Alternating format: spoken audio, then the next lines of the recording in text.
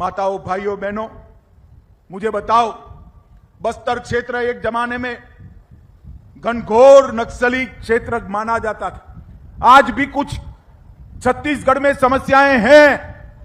मैं आपको कहने आया हूं, एक बार फिर से कमल फूल की सरकार लगा दो, पूरे छत्तीसगढ़ को हम नक्सल समस्या से मुक्त कर देंगे मित्रों, मुक्त।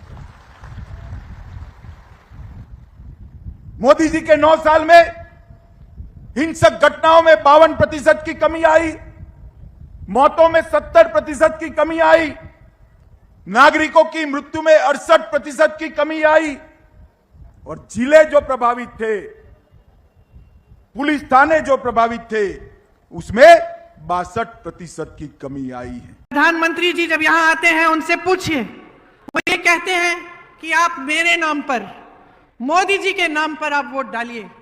पूछिए, क्या प्रधानमंत्री पद छोड़कर यहां आकर मुख्यमंत्री बनने वाले हैं?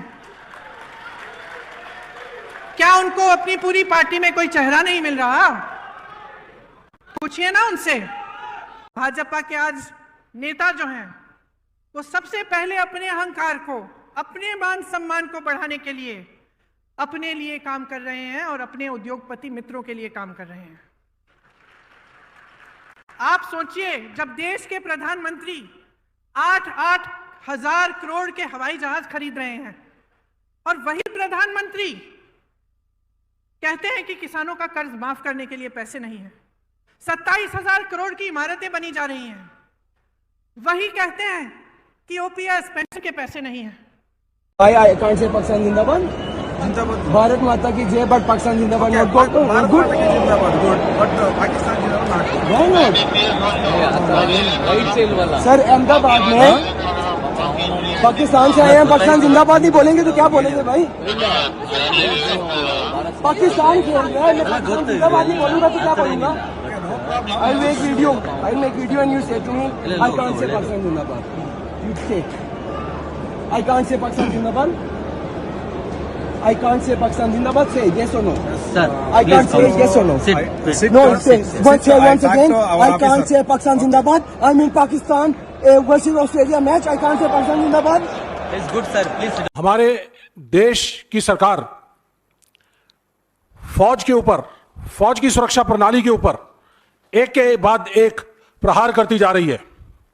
वो हमारी फौज को कमजोर कर रही है किसी ना किसी और तरीके से। तो आज हम आपके सामने एक और ऐसा मुद्दा लेके आए हैं जिसमें सरकार ने, मोदी सरकार ने देश की सेनाओं के ऊपर प्रहार करते हुए, जिन हाथों में बंदूकें होनी चाहिए थी, जिन हाथों को देश की सुरक्षा के लिए खड़े होना चाहिए था, उनके हाथ में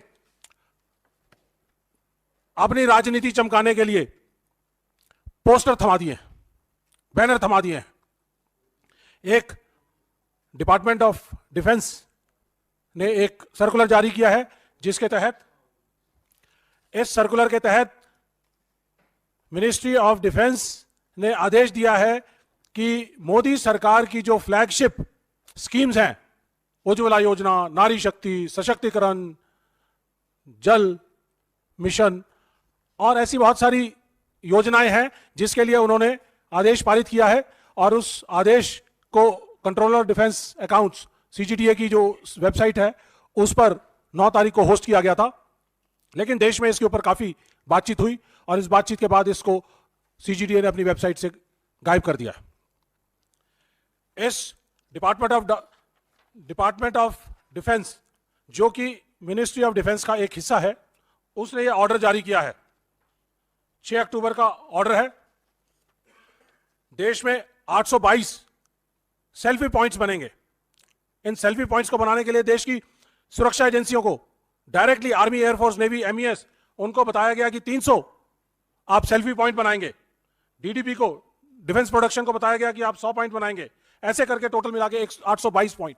ये सारी वो एजेंसियां हैं जो कि डायरेक्टली या तो फौज से डील करती हैं और आर्मी एक्ट के अंडर आती हैं, या फिर फौज की अलाइड और ऑर्बिटेड एजेंसीज हैं जो कि समय पड़ने पर, इन केस ऑफ पीस शायद वो बाहर रहें, लेकिन इन केस ऑफ वॉर ये सारी एजेंसियां फौज के तहत आ जाती हैं। कानूनी तौर पे ये बिल्कुल गलत है, मिसयूज और एब्यूज ऑफ पावर है। को लेकर कांग्रेस भी मुखर है, आप भी मुखर क्या बात है, इतने सीनियर जर्नलिस्ट हो, जो राजनीतिक मुझे उम्र से आप लग रहा है कि आप सीनियर जर्नलिस्ट होंगे। ये कहिए कि कांग्रेस पार्टी अब मुखर हुई है। ये वही कांग्रेस पार्टी है जिसने जाति जनगणना के आंकड़े नहीं दिए, जाति जनगणना नहीं होने दिए। ये चमत्कार है, प्रखर मत बोलिए, ये चमत्कार है, क्योंकि सबको एहसास हो गया है कि जब तक पिछड़े, दलित और आदिवासी और अल्पसंख्यक भाइयों का साथ नहीं लोगे तो आप कामयाब नहीं होगे। आपने नहीं देखा, प्रधानमंत्री जी खुद कहते हैं हम पिछड़े हैं, तो अगर पिछड़े, दलित और आदिवासी और अगड़े भी कुछ अगर जाति जनगणना मांग रहे हो तो इसमें क्या बात है। तो ये तो चमत्कार से ये कि कांग्रेस पार्टी भी चमत्कार में आ गई और कह रही है उन्हें भी जाति करना चाहिए, क्योंकि उन्हें पता है कि वो वोट जो ढूंढते थे वो वोट अब उनके साथ नहीं है। तनकी की यही तो वजह नहीं है। 5, 4, 3, 2, 1, 0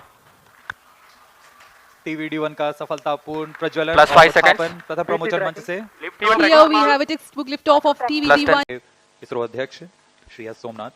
ISRO has achieved a successful test vehicle flight and has moved a step closer to the prestigious Gaganyaan mission. We take leave from you. Do continue to stay tuned for the address. भाइयों और बहनों, मैंने parliament में सवाल पूछा, ये जो 90 अफसर हैं जो हिंदुस्तान के बजट को कंट्रोल करते हैं, इनमें से ओबीसी वर्ग के कितने हैं? बोले దేశంలో ఆధిపత్యాన్ని చెలాయించే 90% ఐఏఎస్ అధికారుల్లో, మొత్తం ఐఏఎస్ అధికారుల్లో మా బలహీన వర్గాలకు ఓబీసీ చెందిన వారు ఎంత శాతం ఉన్నారో చెప్పి అడగదలుచుకున్నా। मैंने पूछा बजट पर ओबीसी वर्ग का कितना कंट्रोल है, बजट के कितने निर्णय ओबीसी अफसर लेते हैं? వీళ్ళ బడ్జెట్ కేటాయింపుల్లో కానీ ఖర్చులో కానీ బలహీన వర్గాల సంక్షేమానికి సంబంధించి ఏ మేరకు నిధులు కేటాయింపు చేయబడుతున్నాయి, ఏ మేరకు ఖర్చు చేయబడుతుంది, దాన్ని నిర్ణయించబోయే అధికారులు ఎవరు? దయచేసి ఆలోచించండి, దయచేసి ఆలోచించండి।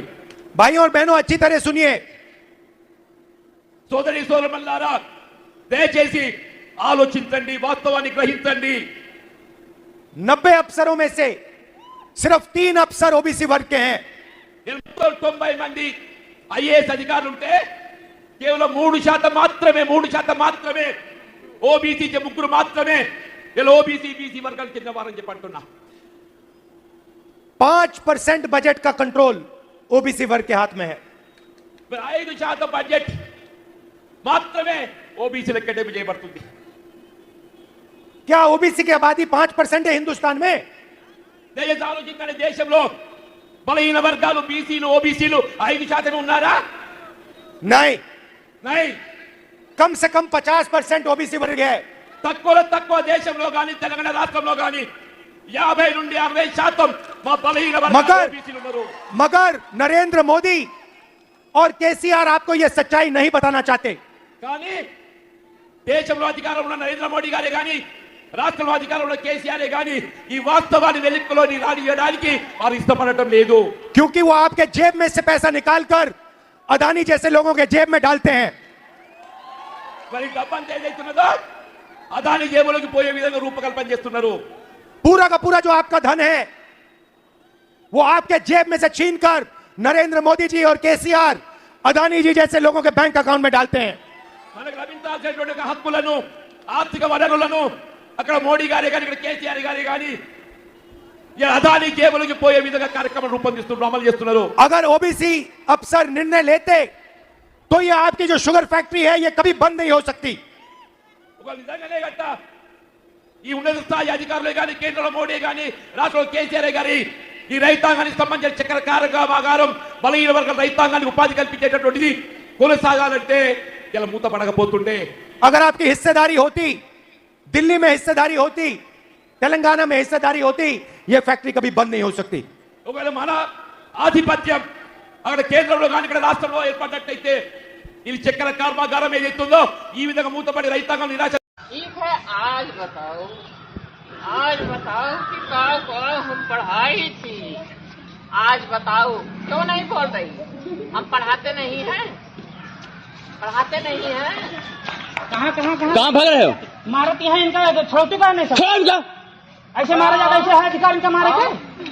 त्या सर्वांना आपण एक गोष्ट इकडे ठामपणे सांगूया की आम्ही तुमच्या विरुद्ध लढत राहू आणि जोपर्यंत हा कंत्राटीकरणचा GR मागे घेत नाही तोपर्यंत आपण ही लढाई थांबवणार नाही। ही जी काही या